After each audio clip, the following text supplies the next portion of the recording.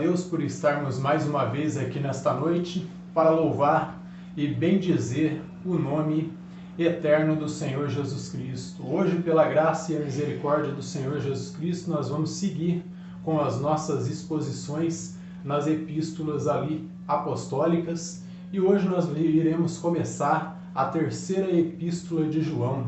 Então, desta forma, quem já estiver com a sua Bíblia, por gentileza, pode abrir comigo na terceira carta de João, dos versos de 1 até o 8. Terceira carta de João, de versículos 1 até o 8.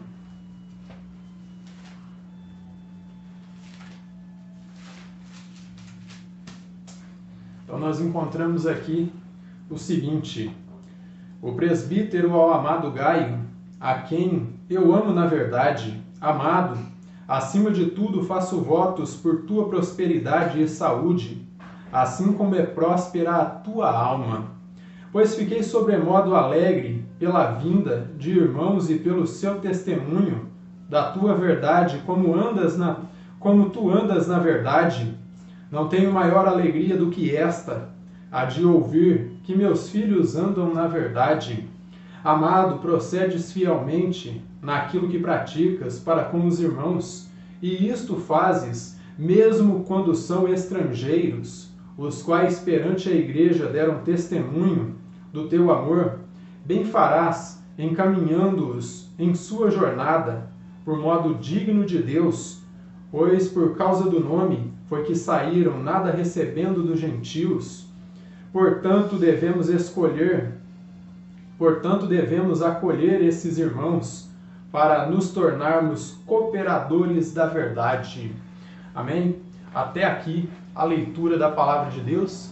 Então nós seguimos com os nossos estudos nas epístolas apostólicas e hoje, como eu disse, nós chegamos à terceira epístola de João.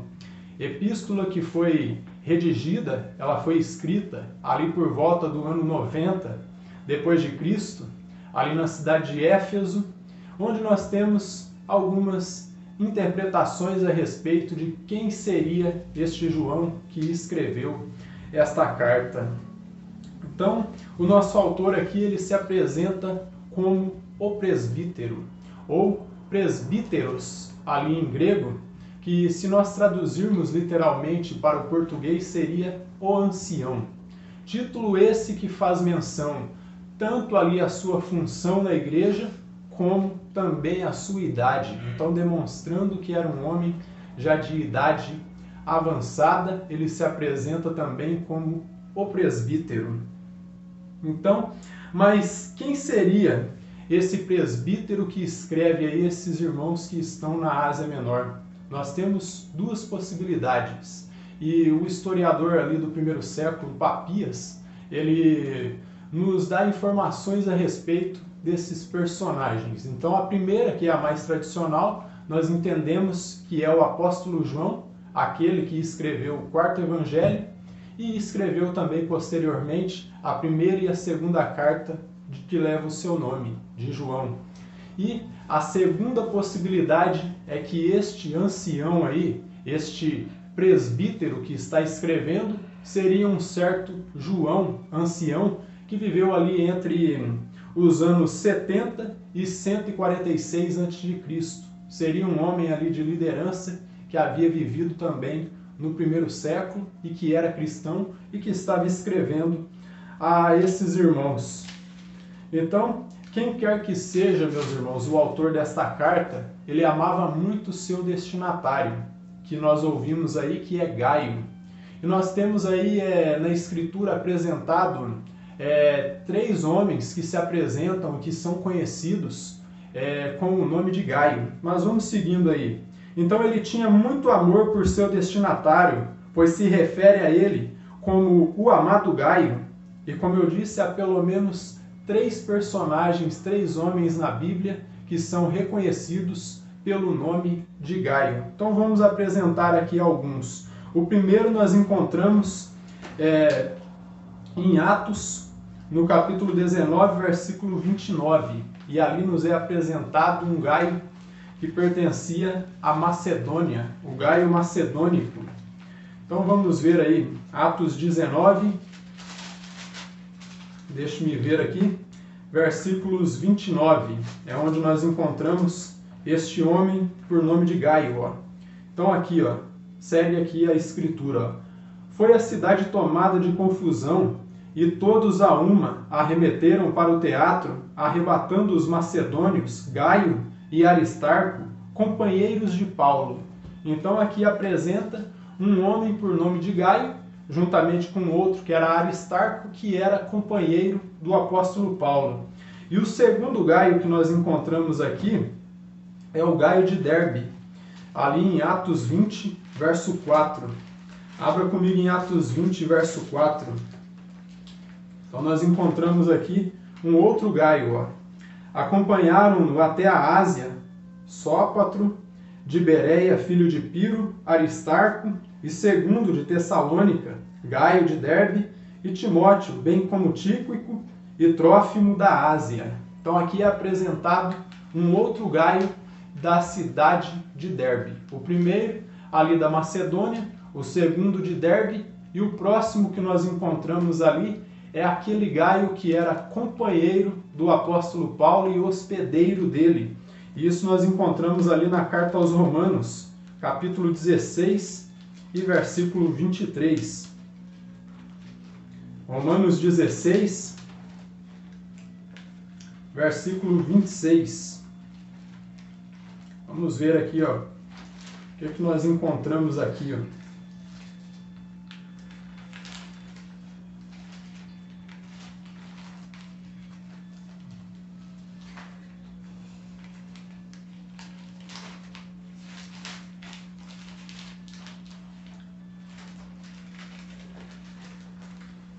E diz assim, ó, Romanos 16, versículos 26. Deixa eu ver aqui, se é isto mesmo.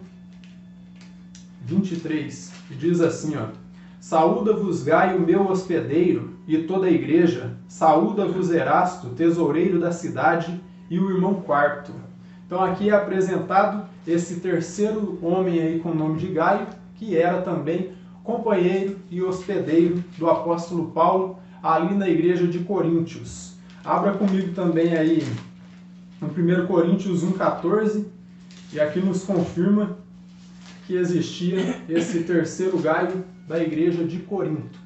Não da Macedônia, não de Derbe, mas agora de Coríntios.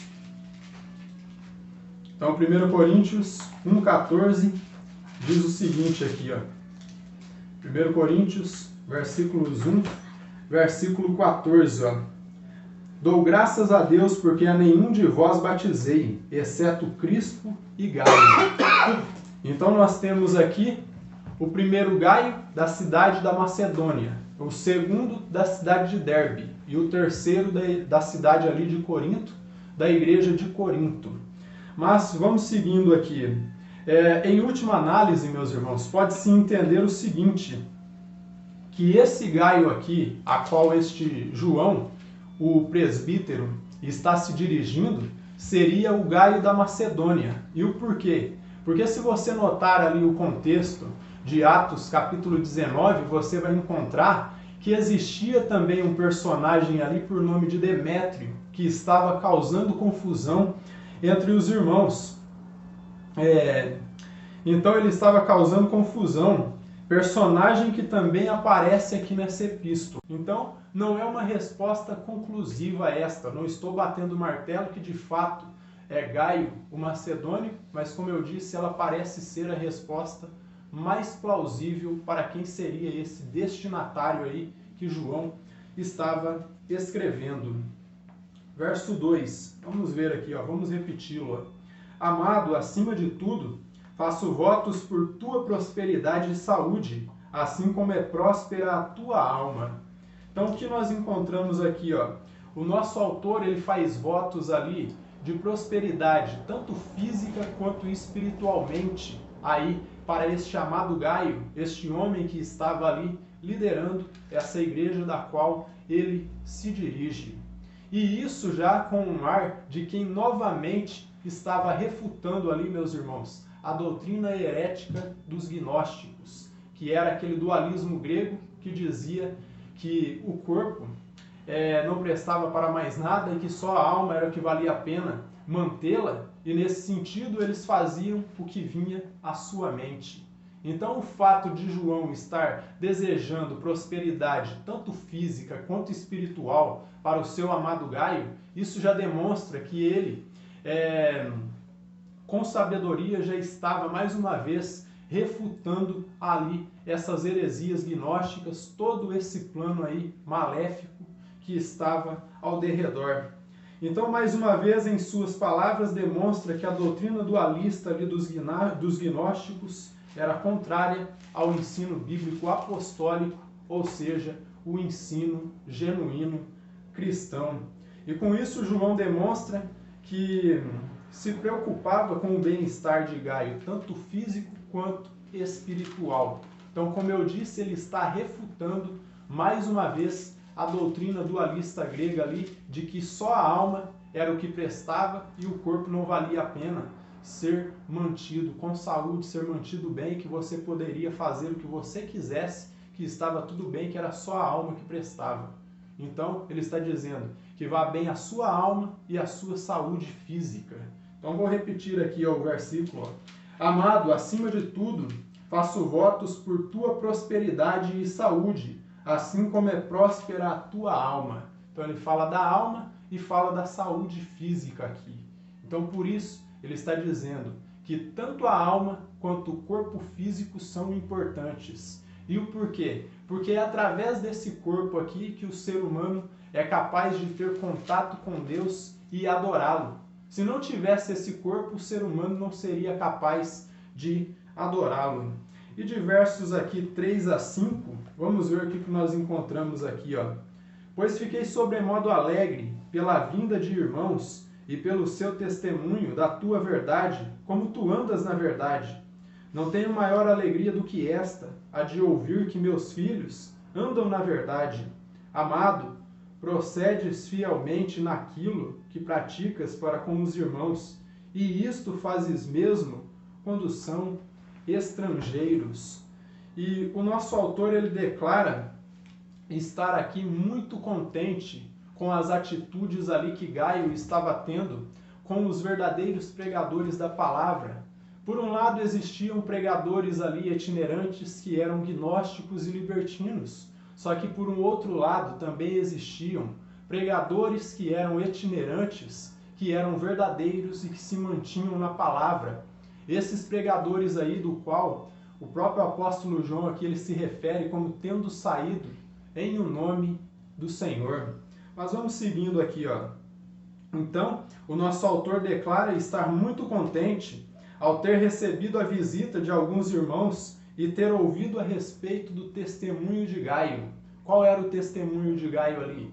Obediência à palavra, testemunho de hospitalidade para com os pregadores, com os missionários que ali se passavam, e também o amor para com ele tinha, o amor que ele tinha para com todos os irmãos. Então, desta forma, João está enfatizando aqui o lado positivo da hospitalidade, meus irmãos. Naquela segunda carta, nós encontramos ele enfatizando o lado negativo da hospitalidade, dizendo que não era para ser hospitaleiro com os gnósticos, com os libertinos, para você não se contaminar com o ensino deles. Só que agora ele frisa esta questão novamente e diz: ao contrário dos gnósticos, quando você recebe um verdadeiro pregador da palavra, dentro de sua casa, dentro de sua congregação, você recebe bênçãos. E o porquê? Porque ele está testemunhando da verdade.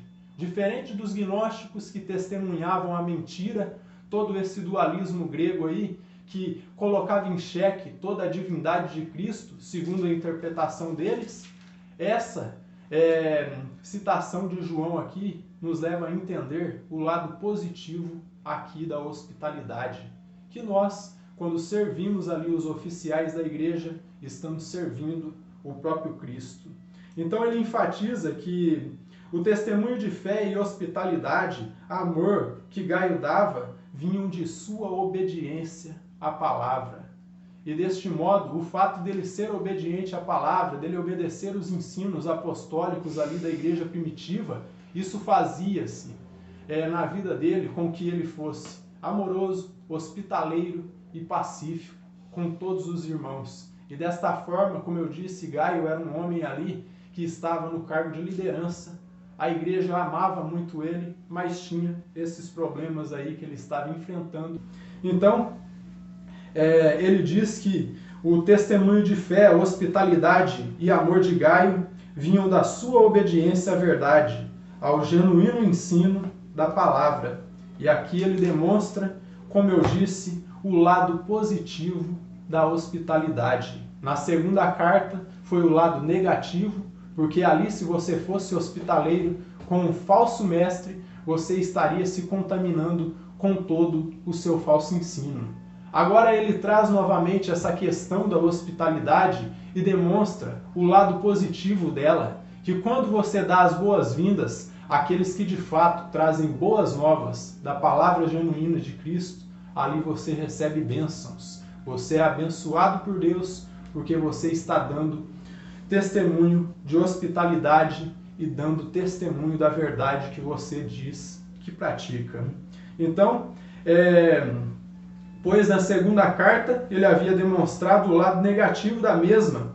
Lá na segunda carta ele declara que quem recebia os falsos mestres gnósticos participava das suas más obras. Já na terceira carta aqui, ele declara que quem recebe e hospeda um verdadeiro pregador estão cooperando com a verdade para o avanço do Evangelho, o avanço das boas novas. Então você está cooperando para que o Evangelho passe adiante quando você recebe um verdadeiro pregador da palavra de Deus, um verdadeiro mestre, alguém que de fato tem o compromisso com o Senhor Jesus Cristo, está ensinando o genuíno Evangelho. E pelo contrário, como eu já frisei aqui, na segunda carta ele dizia que se você recebesse ali os falsos mestres gnósticos, você estaria colaborando com a mentira, com as suas más obras, e estaria também como eles, sendo uma pessoa que era anticristo, contra o avanço do Evangelho do Senhor Jesus Cristo. E de versos 6 a 8, preste atenção nisto, os quais perante a igreja, portanto, devemos acolher esses irmãos para nos tornarmos cooperadores da verdade. Os quais perante a igreja deram testemunho do teu amor, bem farás encaminhando-os em sua jornada, por modo digno de Deus, pois por causa do nome foi que saíram, nada recebendo dos gentios, portanto devemos acolher esses irmãos para nos tornarmos cooperadores da verdade. Então, na segunda carta ele dizia, não receba esses homens em suas casas, porque eles são pervertedores da palavra. Não receba esses homens em suas congregações, porque eles pervertem o ensino genuíno da palavra. Só que na terceira carta ele já diz, receba esses homens nas suas casas e deem testemunho de hospitalidade, porque esses têm saído no nome do Senhor, não recebendo nada dos gentios, mas recebendo o que os irmãos de bom grado estavam dando ali para eles. Receba esses irmãos em suas casas, seja hospitaleiro, porque eles são emissários da verdade. E quando você os recebe em sua casa, em sua congregação, você está recebendo o testemunho da genuína palavra de Deus. Então, João enfatiza que Gaio devia encaminhá-los à sua jornada de modo digno. E aqui eu vou usar a explicação de um teólogo presbiteriano chamado Augusto Nicodemos, ele explicando essa palavra encaminhá-los, aí no original grego, ele dizia o seguinte, vamos ver aqui, o que disse o reverendo Augusto Nicodemos, ou seja, essa palavra é usada para assistir, ou seja, para uma viagem, é usada para assistir alguém em sua preparação para uma viagem, com dinheiro, comida, companhia e os meios de viajar. Então, o que ele está dizendo aqui? Ele está dizendo o seguinte, que a palavra encaminhá-los no grego significa o seguinte, que quando chegasse ali um verdadeiro pregador da palavra, a pessoa devia assisti-lo ali na preparação de sua viagem e supri-lo de dinheiro, alimento e meios para viajar. Se for passagem, se for um carro, meio de transporte, o que fosse preciso. Ali, no caso deles ali, pagar a passagem dos navios, porque se cobrava passagem já naqueles tempos, supri-lo de alimentos, dar ali algumas peças de prata para ele se encaminhar na viagem, e com isso a pessoa estaria encaminhando ele de modo digno, como dizia o Senhor. Então, segundo Augusto Nicodemos, essa palavra é usada para assistir alguém em sua preparação para uma viagem, como eu disse, com dinheiro, comida, companhia e meios de viajar, do que ele precisasse. Então, nesse sentido, João está dizendo aqui ao amado Gaio: coopera com esses genuínos missionários, supre eles em tudo, continue com esse bom testemunho de amor e obediência e hospitalidade, pois disso o Senhor se agrada. Então, o que João está dizendo: continua com o seu testemunho. Você é hospitaleiro, você é amoroso, você cuida dos irmãos. Então, continua recebendo eles dessa forma que você está fazendo aí, porque disso o Senhor se agrada. E eu vou repetir o verso 7 aqui, pois por causa do nome foi que saíram, nada recebendo dos gentios. Então aqui fica claro que os pregadores que João se referia eram genuínos servos de Deus, porque eles saíram por causa do nome. Qual nome? O nome que está acima de todo o nome, o qual é o Senhor e Salvador Jesus Cristo. Então, como eu disse nessa carta aqui, ele já frisa o lado positivo da hospitalidade. Aqui ele não mais está falando dos gnósticos em todo o tempo. Então aqui ele estava tratando a questão de um outro problema que também ocorria ali nas congregações da Ásia Menor, que era o fato de não receberem nenhum pregador. Porque na segunda ele havia dito para não receber os pregadores gnósticos, e aqui eles não estavam recebendo os gnósticos e também não estavam recebendo os genuínos pregadores. E João alerta que isso era um erro, que eles deviam receber esses homens porque eles estavam dando o testemunho da verdade. Então, ele relata que eles não haviam recebido nada dos gentios, ou seja, dos pagãos que habitavam a Ásia Menor. E com isso ele ratifica aqui que a hospitalidade era um compromisso que os crentes tinham. Porque se os crentes não cooperassem com os pregadores, os gentios, os pagãos que não iriam cooperar. Então ele está dizendo, é compromisso de vocês darem total afeto a esses irmãos, que muitas vezes ali como Paulo, passavam fome, às vezes nudez, não tinham lugar para dormir, porque as pousadas naquela época eram lugares de baixo calão, que eram bem mais uns bordéis do que pousadas. Então desta forma, essas pousadas não eram lugar para estar ali pousando um pregador da palavra de Deus, alguém que estava levando as boas novas de Cristo. Eram lugares que eram de má fama, e desta forma João está dizendo, receba em suas casas, dê apoio a eles, e como disse o Augusto Nicodemos, assista em tudo, supra ele do que ele precisar, ali com comida, alimento, dinheiro e meios para viajar. Dê todo o suporte para esses homens, porque eles necessitam. Então, vamos seguindo aqui. Então ele ratifica que a hospitalidade era algo necessário, pois se os crentes não se comprometessem com a obra missionária, como eu disse, os ímpios é que não iriam ajudar. Mas em momento algum João está dizendo aqui que um missionário ou que um pregador, ele não pode receber ali uma oferta de alguém que é ímpio, alguém aí de fora, alguém que de boa mente está oferecendo alguma coisa ali e que de boa mente está querendo ajudar. Em nenhum momento ele está dizendo isso. O que ele está dizendo é que a colaboração com a obra, como eu disse, é um compromisso dos crentes, pois como dito anteriormente, quando a pessoa colaborava ali com esses irmãos, e hoje quando você colabora com um genuíno pregador da palavra de Deus, você está colaborando com a verdade. Qual verdade? A verdade do Evangelho, para que ele chegue até outras pessoas. Então, deste modo, eu vou concluir aqui com algumas aplicações. A hospitalidade é a primeira aqui, ó. A hospitalidade é um dever de todo cristão, quando serve os oficiais da igreja e aos irmãos em geral estão servindo a Cristo. Não está servindo o pastor, não está servindo ali os irmãos, não está servindo um missionário, um pregador da palavra, mas estão servindo o próprio Cristo. Servindo o próprio Cristo e se coopera com a verdade do Evangelho para que ele chegue aos eleitos. Abre em Hebreus capítulo 13 aí, comigo em versículo 2. Ó. Hebreus capítulo 13 e versículo 2, onde o autor da carta aos Hebreus diz que alguns, sem saber, estavam ali recebendo anjos, ou seja, mensageiros. Ó.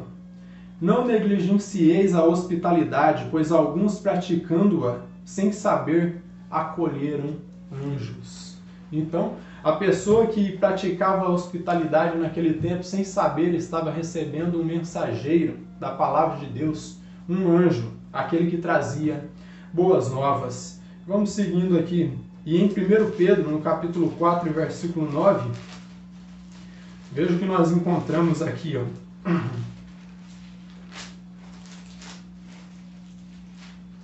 1 Pedro, capítulo 4, versículos 9 e 10.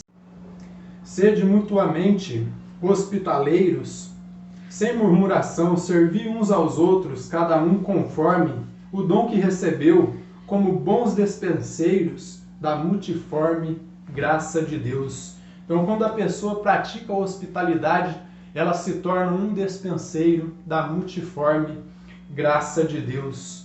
E vamos seguindo aqui com as nossas aplicações.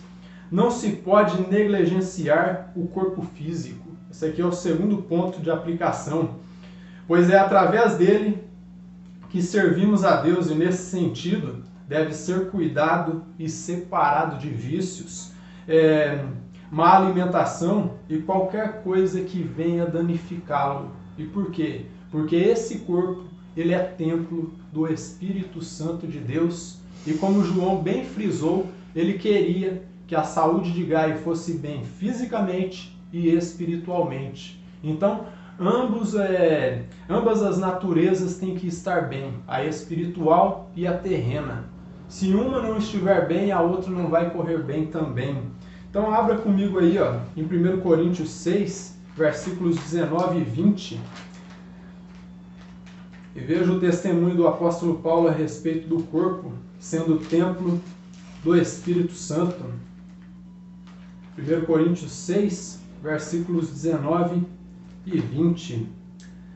Acaso não sabeis que o vosso corpo é santuário do Espírito Santo, que está em vós, o qual tendes da parte de Deus, e não sois de vós mesmos, porque fostes comprados por bom preço? Agora, pois, glorificai a Deus no vosso corpo.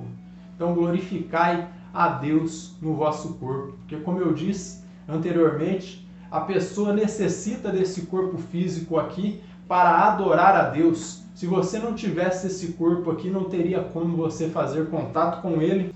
E o terceiro e último ponto de aplicação aqui que nós encontramos: o crente que verdadeiramente experimentou o amor de Cristo, ele irá, de fato, amar os seus irmãos.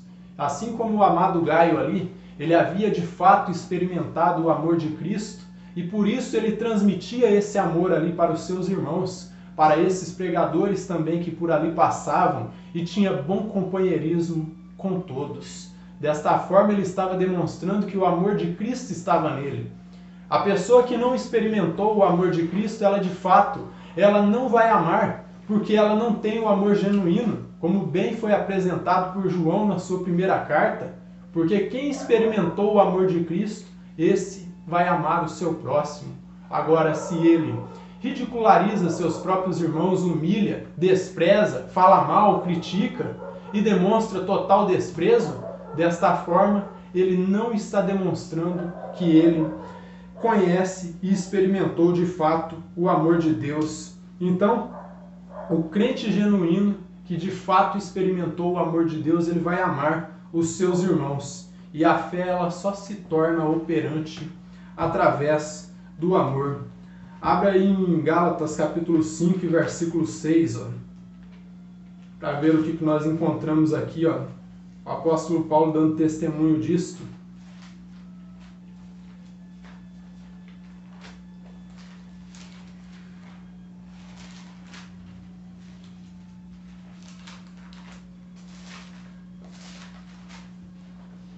Gálatas capítulo 5 e versículo 6 diz o seguinte aqui, porque em Cristo Jesus nem a circuncisão, nem a incircuncisão tem valor algum, mas a fé que atua pelo amor. Então a fé, ela só se torna viva e operante através do amor. Em Tiago capítulo 2, versículos 14 e 17, Tiago trabalha essa questão também aqui, Tiago capítulo 2, versículos 14 até o 17, nós encontramos Tiago trabalhando essa questão também, Meus irmãos, qual é o proveito?